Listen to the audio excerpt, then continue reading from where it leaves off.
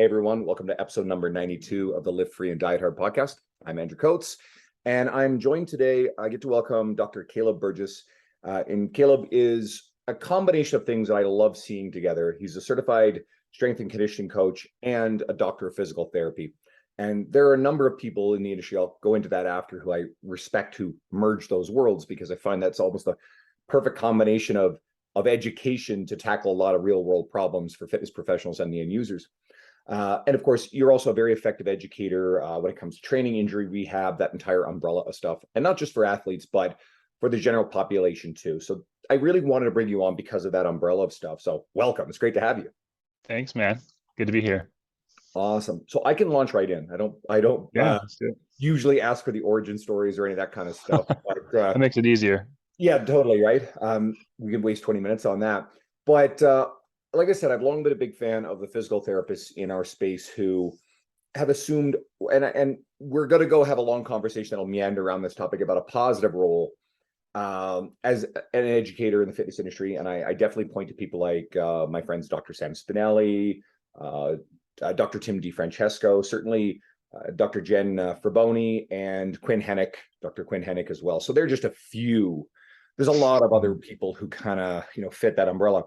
And how would you characterize your approach to education, both for other fitness professionals and for the end users we're trying to help?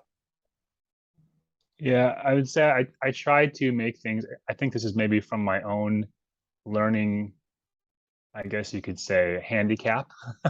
I think I might have undiagnosed ADHD. And so I have to keep things as simplified as possible.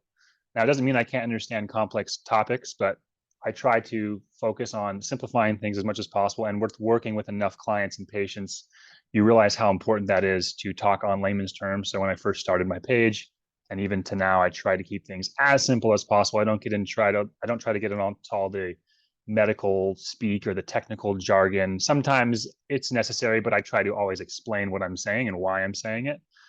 So really, the page is more to educate I guess you could say, the person who is an active person, maybe not necessarily a trainer.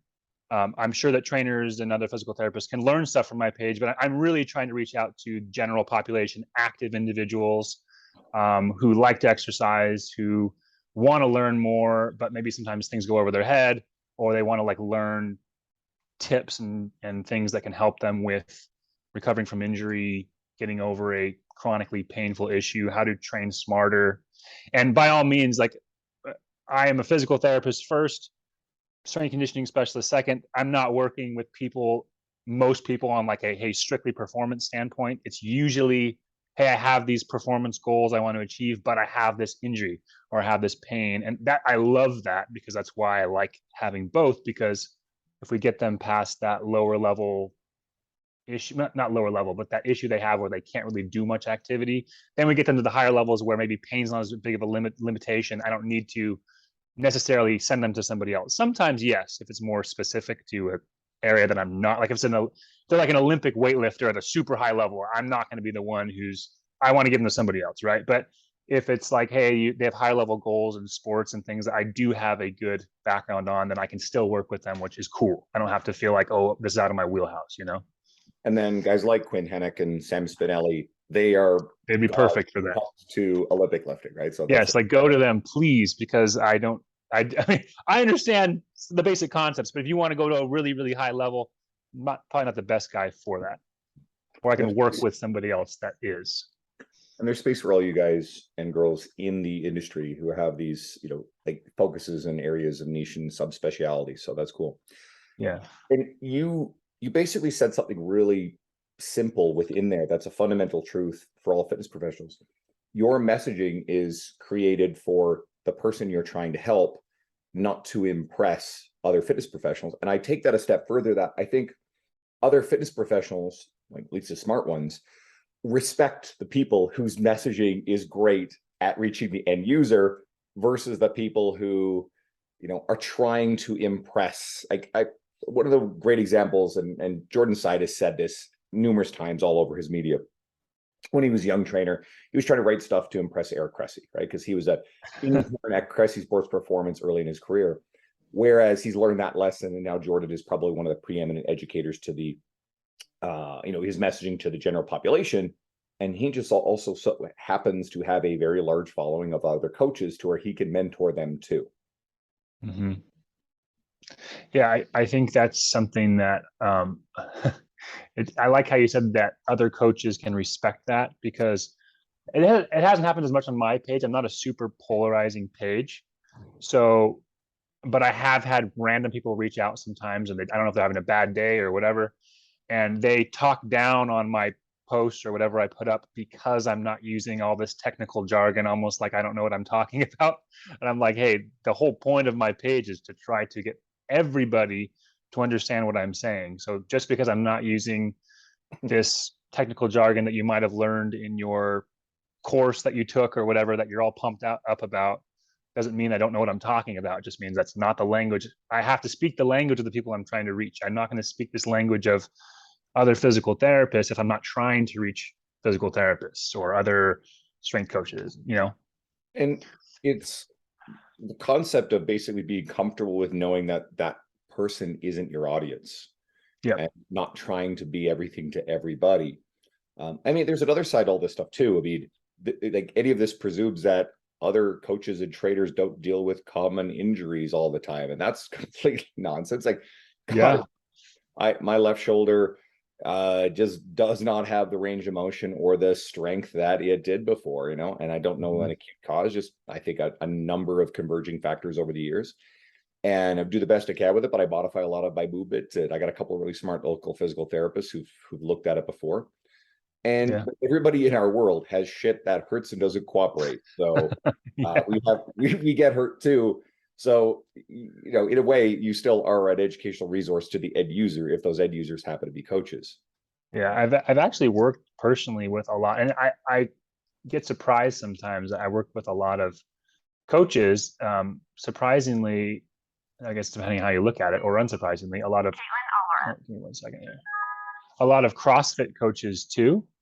And what's cool about that is the fact that other coaches can reach out for help. And a lot of them usually say, hey, I've tried to do stuff myself and I don't understand what's going on or whatever. And I think that shows a lot from their perspective too, that they're willing to say like kind of leave their ego at the door and say, hey, I'm going to hire someone else to help me with this problem. And usually it's great working with those people because I don't have to go, and I know they have a lot of background information. I just need to give them the tools they need.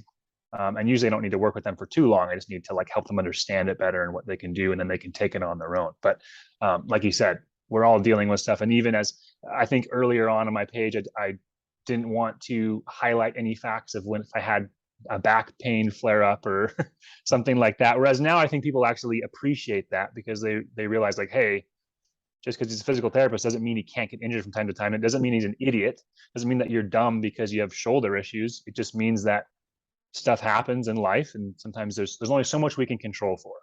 Now, if you weren't trying to take any steps to try to improve it, then what are you doing there?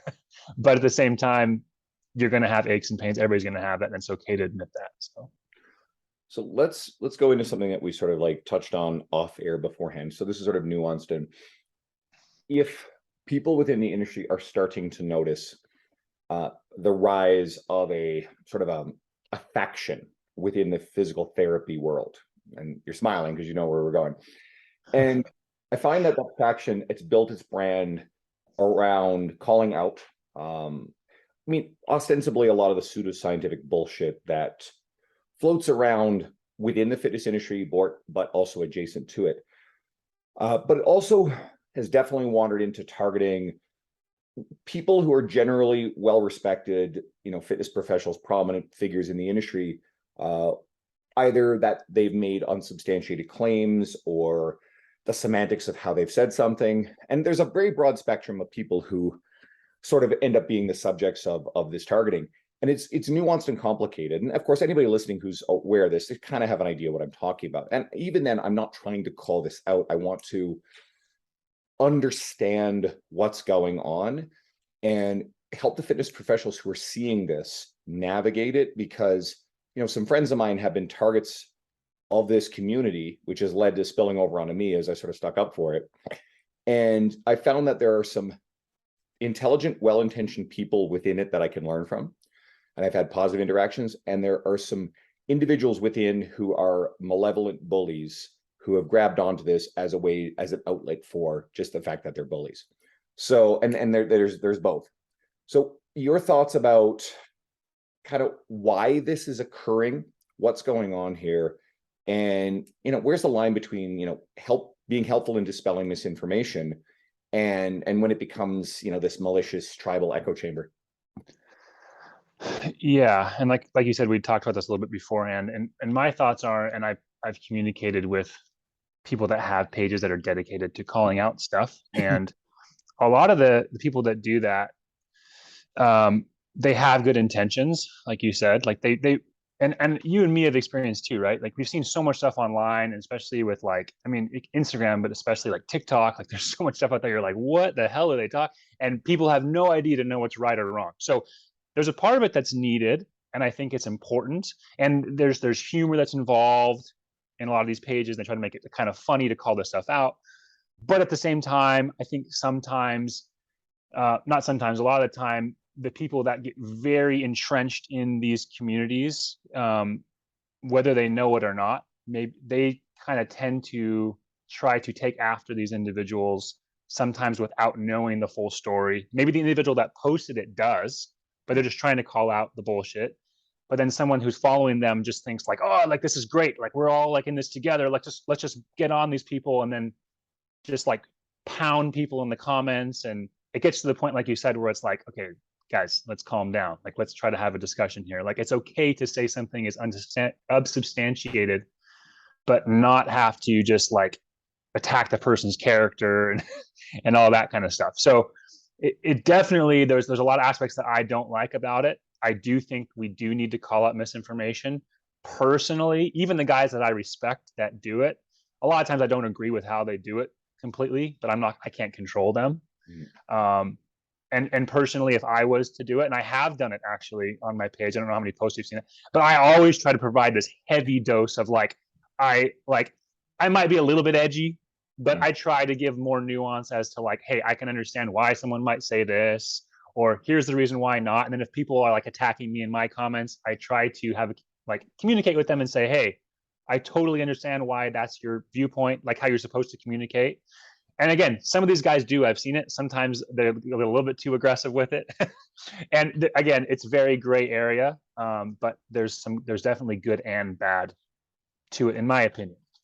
It's complicated. And I mean, I've noticed a similar trend within the biomechanics tribe. Oh yeah.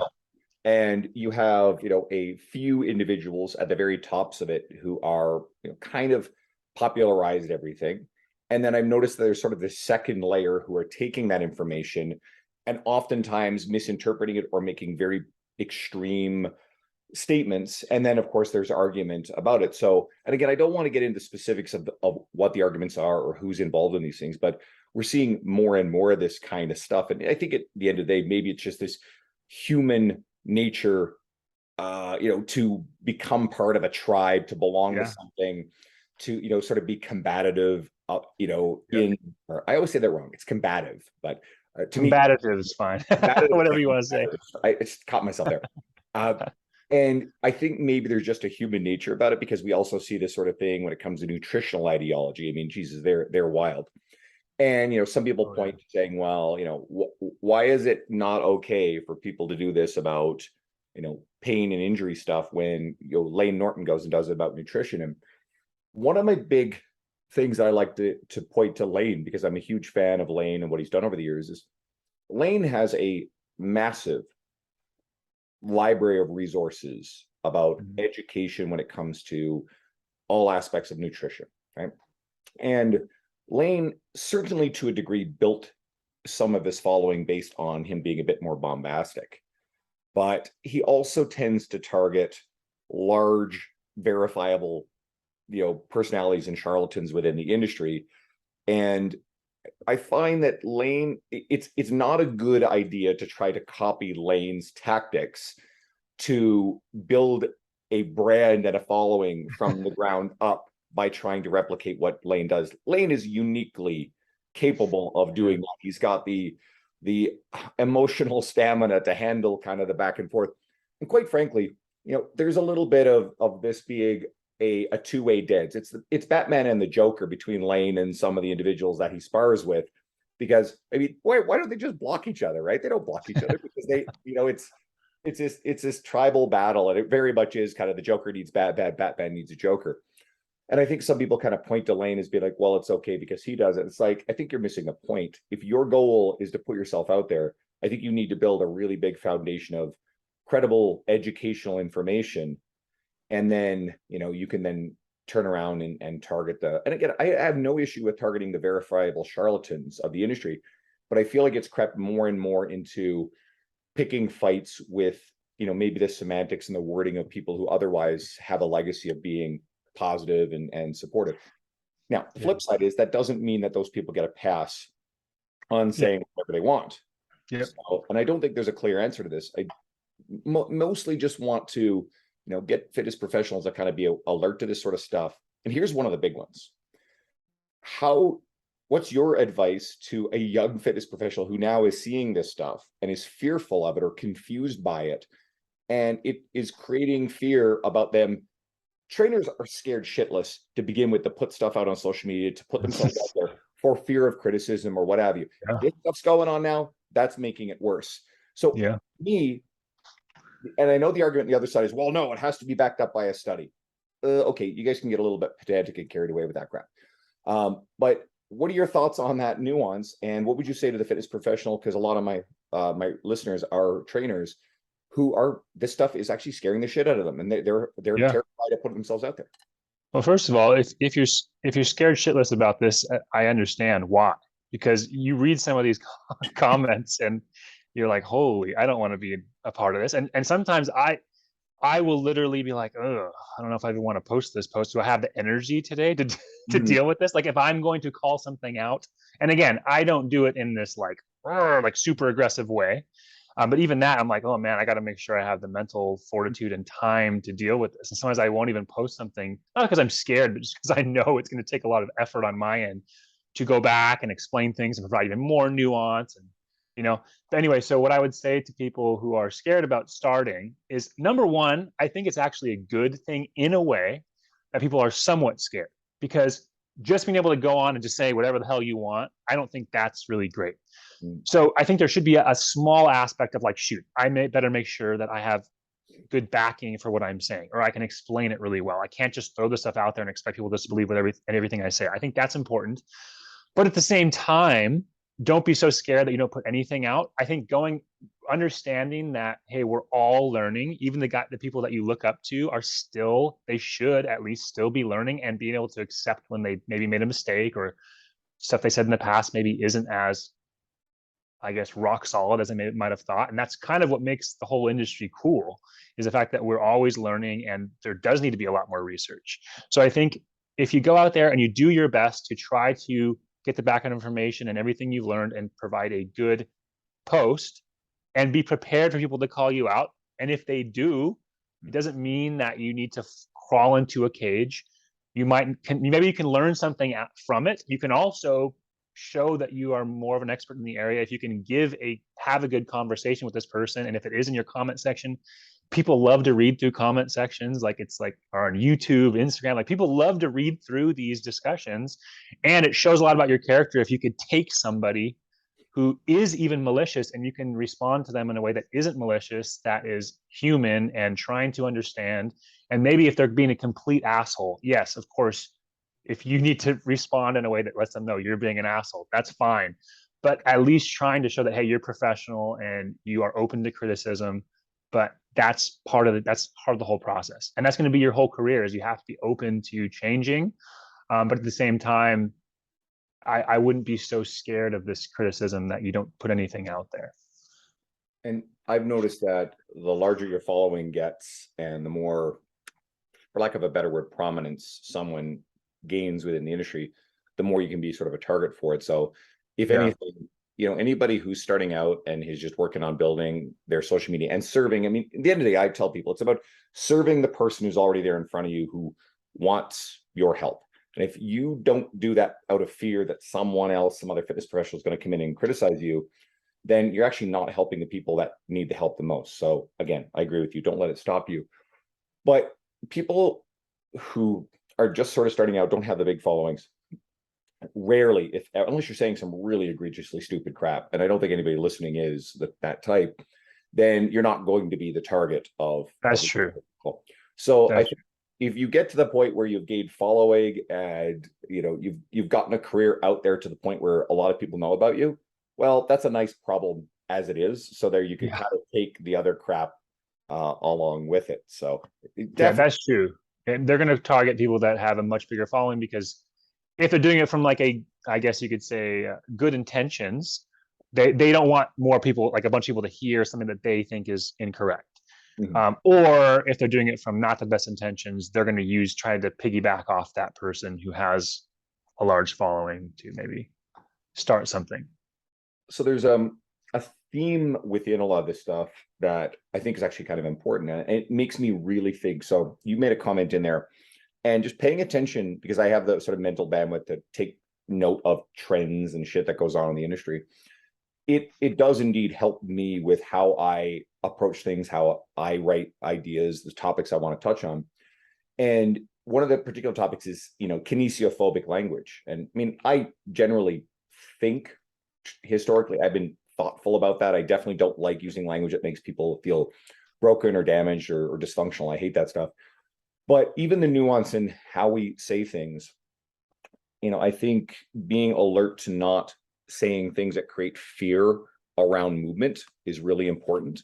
So I wanted to sort of dive into that. And then I think one of the most common proxies discussions is sort of the idea about, deadlifting with a rounded back, which I think is a very nuanced conversation, because certainly there is a lot of research, or there is research that points to the fact that there is not a strong relationship or no relationship at all between lifting with a rounded back and an injury risk. So I wanted to kind of throw that to you, and you can take that wherever you want. And I'll qualify it with one more thing too. I know within sort of this community, and they'll know who I'm talking about if any of them hear it, they sort of worship the rounded back deadlift, this Jefferson curl idea, which, while I get it, I think, to me personally, my opinion is that this is the pendulum swung so on the other side that it's sort of absurd. So, your thoughts on that all? There's so many layers to that. I guess we could start with the Jefferson curl or Jefferson deadlift. So my understanding of it, and I could be wrong here, is that I think the reason why that first started to come out more is because individuals, they wanted to, and myself included, we wanted to show people like, hey, you can train this, you can build up slowly, you can do this, and your back can still be okay. Like, there are some people who have this very black and white, like rounded deadlifts are horrible, you're going to blow out your disc, all this stuff. And we know that's not really true. Again, there's more nuance there. And I think that was the original intent. And then, like you said, with most things, the excitement and the pendulum swings way too far. And then what I think sometimes happens is that, like you said, people get in these tribes or these echo chambers to a degree where within their community, they become so like hardcore, like, let's show this like a lot and constantly talk about how it's okay to do this. And again, it is technically okay. But if somebody's just coming in and trying to learn stuff and they don't know anything about any background of all the research and Stu McGill and his research, and that they are the research that's refuted some of the stuff that he found, like, if nobody knows that, and they might be like, what the hell do I do? Like, do I want to round my back? Do I not want to round? Like, how do I, should I care about my technique? And like, so it's almost like if you're viewing it from a very, if you have a lot of background information already, and you've already had these strong beliefs for a long time, I think to a degree, it's kind of cool to see this stuff. It's like, oh, you can take it in a different way. But if you're maybe a lot more novice in your understanding of things, it can be really super confusing. And I think a lot of those people might not realize how it's coming off to the novice people who don't know all the background information or don't have strongly held beliefs. And really, at the end of the day, the message you're trying to get across will be different to different people. So to piggyback off that, I used to be, when I was starting out, I came from I had a lot of great mentors and a lot of great schooling in physical therapy, and it was very, very much about movement quality, movement based, which I think is great to understand kinesiology and biomechanics and stuff. And so I was heavy into that, and I still understood to a degree. I had background information that I learned about like how complex pain is. Now it's not just related to biomechanics, and there's so many other things like poor recovery, poor like how you train, like your volume management, all that kind of stuff. Huh? Hydration status. Yeah, all of that stuff. Stress levels. If you just broke up with your girlfriend 5 years, all that stuff can play into it for sure. It all contributes. But I was a lot more heavy into the like, hey, you have to have good movement quality all the time. And I still think technique and movement quality is important for sure. But the more people that I've worked with, especially people who suffered from persistent or chronic pain symptoms, the more that you see how many of these people are so hyper vigilant and scared. And they might not even you might not even see that at the beginning, but if you dig deeper, you see like this person is scared to death that if they move the wrong way, and so it's holding them back, and they're actually having more pain. And sometimes you need to actually tell these people, and it's really hard for your brain to wrap around this sometimes, especially if you come from this very movement has to be great, technique has to be great background. You have to explain to these people like, hey, you know what? I don't want you to think about it so much. Just pick the weight up off the ground, And sometimes some people that might hear this might be like, what is he talking about? Like you have to, and technique does matter, but at the same time, you have to, the person you're talking to, it has to make sense for. So there's other people where you can obviously see there's a technique error. And if you just tweak something, they're going to feel better. And then they do. I'm not going to tell that person, like, just do whatever the hell you want, right? And it's never should be that black and white. You need to read the person in front of you. I don't know if I was going way too off the rails there, but what I'm just trying to say is that this black and white thinking is not helpful. And I think a lot of these guys that talk about this stuff, they might look very black and white, but if you actually sat down and talk to them, a lot of them will kind of say the same thing I'm saying. But maybe, in my opinion, I think a lot of them might not understand how black and white they're making it look, and they're making themselves look like they're so far on this end of the spectrum. And then the people that are on the other end of the spectrum want to fight with them. And if they actually sat down and talked and like had a civilized conversation, got on the phone or something or in person, they might be like, oh, I totally agree with the things you're saying to a degree. Not all of them, but I think a lot of them would. That's exactly what I wanted. That's the nuance, right? Of course, social media doesn't allow for that sort of nuance, which is why I like podcasting. One of the ways that I think about the rounded back deadlift is thinking about it almost as a skill. Would I turn around to a brand new client and use a whole bunch of fear-based language, say, no, you have to have your back straight or else things will explode? God, no. But I'm also going to turn around and say to that person, without educating them on how to move, like quote, as sort of as you just said in a different context, that just pick it up, doesn't matter how you lift it. And that's also a no. I think one of the best ways to look at the two things I like to point out when it comes to rounded back deadlifting. First of all, we don't move in everyday life the way that we quote brace for the gym for heavy stuff. So it's really okay to bend down and pick up a small object where we're both tilting to the side at our spine and in spinal flexion at our lumbar spine. That's okay. In fact, we want to be able to retain that movement quality over life. We also shouldn't bend over in a rounded spine without practice and education and try to pick up the heaviest fucking object you possibly can. And you mentioned this in all that, it's graduated exposure to and building up the tolerance of the tissue, which includes your vertebrae, which includes the muscular structure of your core, upper back, you name it, and strength everywhere. So that way a high-level powerlifter who happens to be pretty rounded at the thoracic and maybe a little bit rounded at their lumbar, who is trained in bracing, which is why I call it a skill, has better leverages to pull a 1-rep max while deadlifting, and it's perfectly safe as long as they have had graduated exposure over time and have developed that skill. Again, I wouldn't take a brand new client on day one who has limited, if no experience with this sort of thing, and try to max it out with a deadlift with a rounded back. I think that's really stupid and irresponsible. So, yeah, excuse me. So again, I think there's a ton of nuance to it. And you hit on this too. I think sometimes the nuance is lost in some of the messaging because again, it's hard to control who's watching, but for someone to hear that, oh, form doesn't matter, which I find is sort of one of these messages that gets pushed. I have trouble with that in that simple form itself, because I do think that technique, and I like the fact you use the word technique, and my partner in the women's group program that we do, Bailey Lau, also pointed out, the word technique.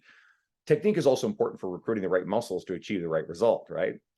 But I don't think the message that, again, it's the opposite end of the pendulum. It's like, okay, yeah, form does not have a really strong research-based relationship with injury risk. It doesn't, okay? But at the same time, that does not mean that we throw form out the window and nothing matters. And I have found that whether it's intentional or not, the messaging of the other side of that spectrum tends to kind of sound that way. Yeah.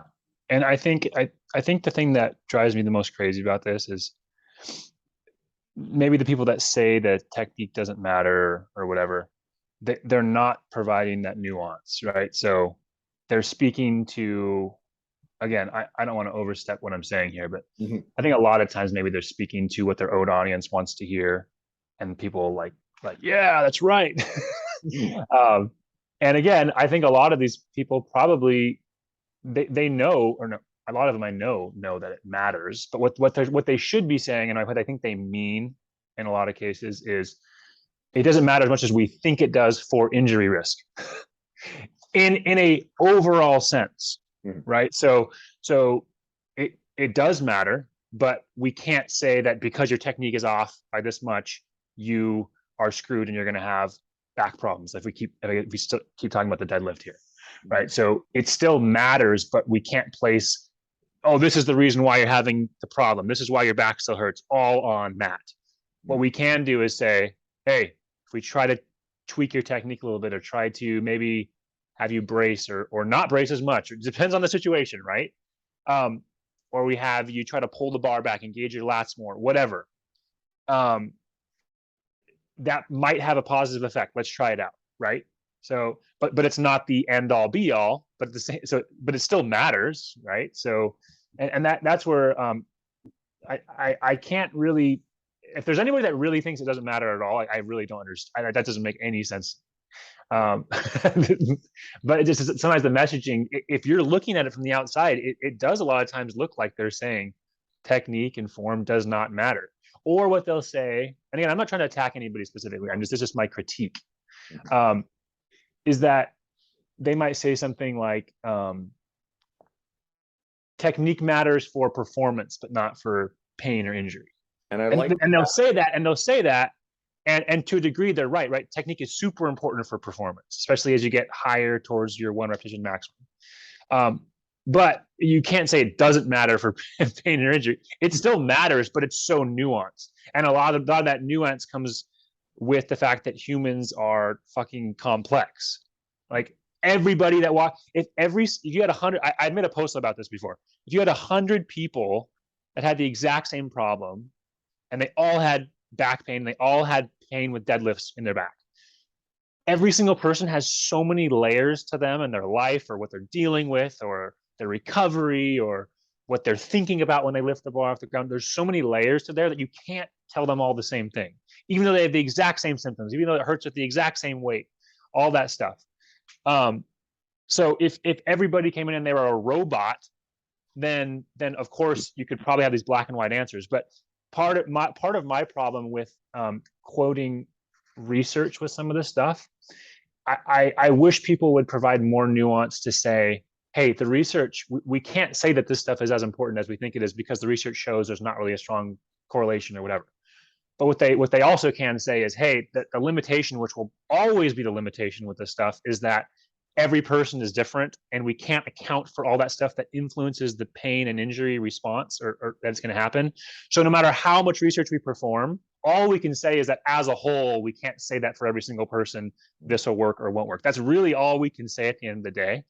And I think that's still powerful, but I think on either end of the spectrum, people can take this research and say, like, see, it matters, see, it doesn't matter. And it's like, well, all it's saying is that it doesn't matter as much as we thought it does as a global black or white answer. But I think, quote, both sides get guilty of making blanket statements. And I think often the opposing side of any one thing gets caught making kind of the the opposite but equal statement that still ends up at least coming off as being communicated as more absolute than it's really intended. So I really hope anybody listening to this teases out all of the nuance about all this stuff. And Caleb, you've actually done a wonderful job of, I think, explaining this phenomenon. And I hope the people listening, it makes a lot of sense. So let's go a little deeper. You alluded to some of the things that, there is strong evidence to support what increases the likelihood of injury risk or can contribute to pain. I know pain is a very tricky, nebulous topic, but what does matter?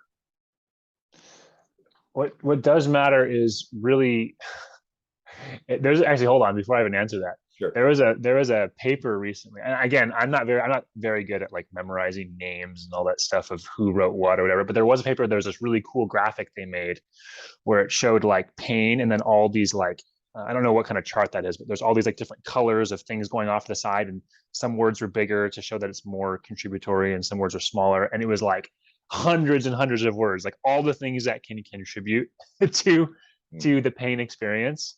And really it has to do with, I guess, to make it simplified rather than just kind of going too far down the rabbit hole here, the more acute a pain or an injury is, and that's the first thing, is that you can have pain with no injury. We know that because people have like phantom limb pain, or when you get stressed out, you get a headache or your shoulders hurt, and like you didn't injure yourself. It's just there's a physical response to things, to your body having some sort of imbalance of your homeostasis, whatever that is, if your moods are off or whatever.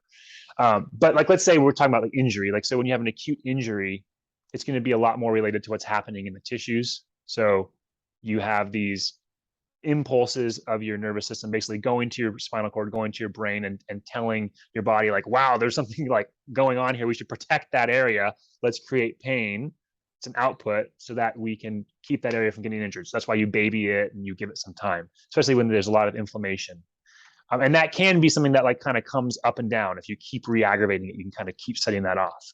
But what becomes the problem is the longer you have pain for, and the longer that your body can heal, right? There's a healing process that happens if you have an injury. And after a period of like 2 to 3 months, when let's say all things are decently well controlled and your tissues have healed and you still have pain, then it becomes all the other factors at a higher degree as contributory factors. Meaning like, okay, what are all the reasons why you still have this pain? Like, yes, there can be some mechanical things of how you're sitting or how you're lifting things, or again, I keep referring to back, but it's probably not as important as it was at the beginning because it's less of a local problem. And what happens is your nervous system itself becomes more sensitive. So there's actually there's a pain psychologist, Rachel Zoffness. I don't know if you know who that is, but she, and this is a metaphor that a lot of people have used, but she talks about like the pain dial, and your nervous system can crank that up to volume 10 in some experiences, and you can actually decrease that pain sensitivity with what you do. So that's where things like your sleep, your stress, your mood, your thoughts, all that stuff can play into it. And we do know that people that tend to be hypervigilant, so that they're so focused on their pain all the time and always trying to feel like, oh, am I feeling it? Am I not feeling it? Those people tend to have it. They're training their nervous system to become more sensitive because they're always thinking about it. But then there's also people that are on the other end of the spectrum where they just ignore it and they're like, I just need to push through this. And so that's the other thing, where if you need to learn how to maybe manage what you're doing better so that you're not just barreling through that. And so there's a lot of stuff that plays into it. But like you had mentioned earlier, like even things like nutrition, hydration, sleep, all that stuff can play into it. And so what you want to look at, especially if you've had pain for a long time, is you want to try to make a list of all the things that you think might be contributing factors. And if you need to talk to a professional to help you through that, that's really important. That's what I do with a lot of my clients who've had persistent symptoms, and a lot of them have.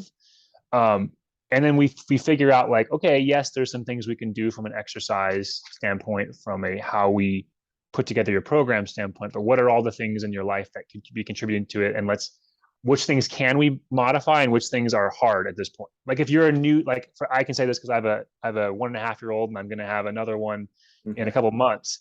if you're getting 3 hours of sleep and it's broken up and you're stressed out and you're like, I don't know what the hell I'm doing and am I going to kill the baby and all that stuff, it's like, of course things are going to be not at their right level. Your body's all out of whack, right? But you can only control that so much. So I'm not going to tell somebody like, hey, you need to get more sleep if they're just had a kid, So I know I'm kind of just going all over the place here, but what I'm trying to say matters is it's different for each person. The big rocks though are your social circle, taking care of your general overall health, staying active, trying to keep your life as close to possible as it was before you started having this issue.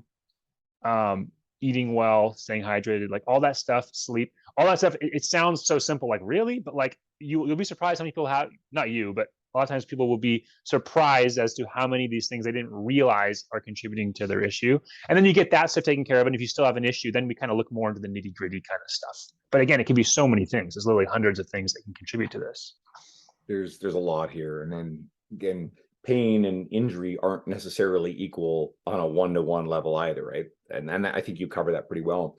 When it comes to the injury side, especially too, and risk, again, I think I'm pretty comfortable in saying that, there's not a strong relationship between, form and injury risk. I don't think there's none.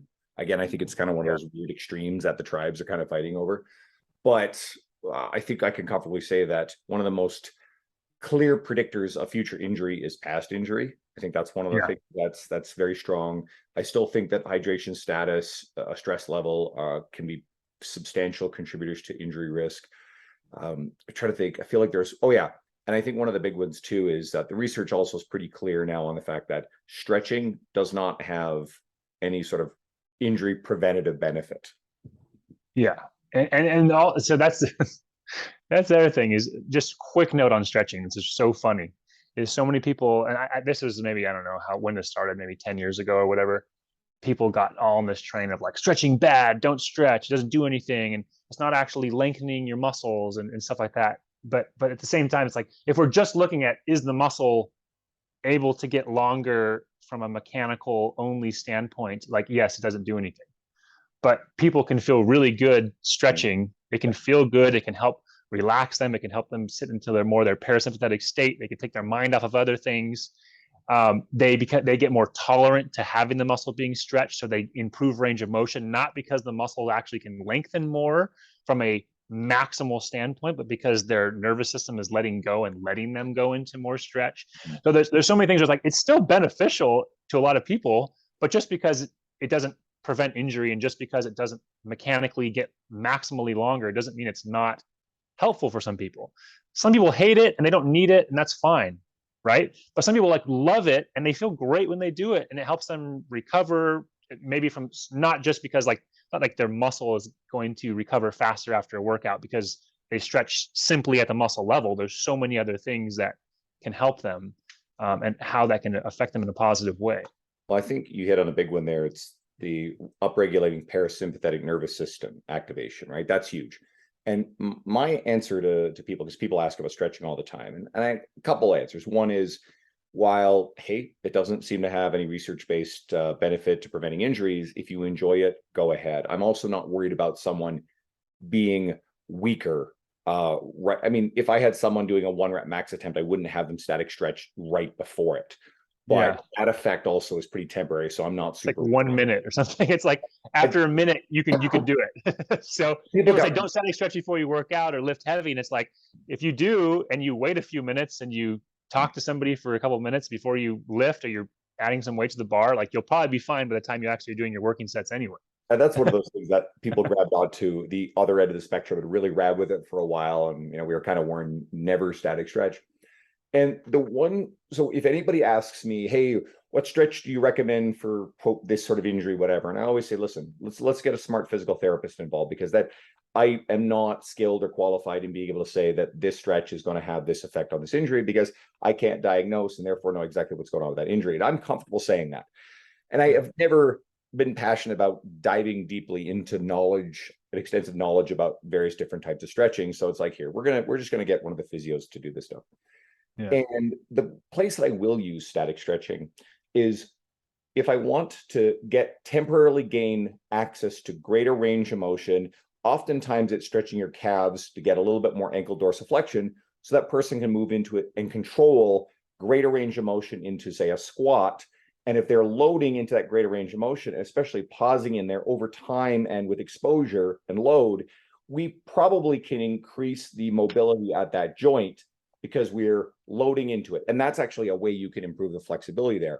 And again, that's a small effect and it's gradual, but that's an application of how I will use static stretching. Beyond that, I really don't have a lot of prescription for it. And I feel like a lot of it's a little bit outside of my knowledge base and skill base. Yeah, I totally agree with that. I think for some people, and you could say it, some people will say it's more if you're doing more of a muscle stretch versus a joint mobilization or stretch deeper in the joint capsule or whatever. In any case, you're kind of doing the same thing as you're just trying to get the body kind of used to that position, more comfortable with it, and then you load it and you get more comfortable under load. And then yes, there's a temporary effect, but if you do that over and over and over again, you add load over time, it becomes more and more comfortable, and you can see obvious changes. Now, if you put those muscle fibers under a microscope, are they going to stretch more when there's no human and no nervous system attached to it? Probably not. I mean, maybe muscles can technically, when they're loaded eccentrically and end of range, they can grow longer to a degree, but like that takes a really long time. And most people, that's not the effect that they're seeing. They're seeing just they're more comfortable there and they can tolerate it better, and they've done it so many times that their mobility has improved, not necessarily the muscle length or anything like that. Absolutely. We're out of time here, so let's tell people where they can find more of your media. Yeah, I'm primarily on Instagram, so it's just my name. It's Dr. Caleb Burgess with periods in between. And then I am on Facebook and Twitter as well. But really, Twitter, the whole point of it is just to make posts for Instagram. Same. I was just saying, I'm talking to the guy right now. Yep. So there's that, and then go ahead. I didn't create it, but I've definitely contributed to popularizing it. You'd be surprised some of the people in the industry who've sought me out to get on calls and talk about things in order to approach their social media and then just applying this and some underlying things within that, only to see their social media blow up. It's really fun, to say the least. But back to you. Yeah, so that's that, and then Facebook is really just a regurgitation of my Instagram, and I have a YouTube account, but I haven't had the time, and it's more, it really all it is an exercise, a pretty robust exercise library with private links for all my clients. But what's funny is my following on YouTube is growing, and I have a completely private account, and I think it's just because people maybe might look and think, oh, maybe he'll open it up one day. I don't know, but anyway, it's mostly Instagram. People find you through Instagram. Caleb, this has been wonderful. I really appreciate having you on. Thank you. This is one of my favorite episodes, and I love what I get to do, but I really enjoy this one because it hits on a lot of interesting and nuanced stuff and what's going on in the industry. So everybody listening, go follow Caleb, go check out what he's doing, and he'll have a lot of media that'll be really helpful for your clientele as well. And if you're someone who has found me through Caleb's media and you're a first-time listener, well, scroll through the guest list and you will find Dr. Sam Spinelli and Dr. Tim DeFrancesco and Dr. Quinn Hennick and other notable like industry leaders across the board who are great thought leaders and great educators. So hopefully you'll stick around and check out more. Caleb, thank you so much, my friend. Thanks, man.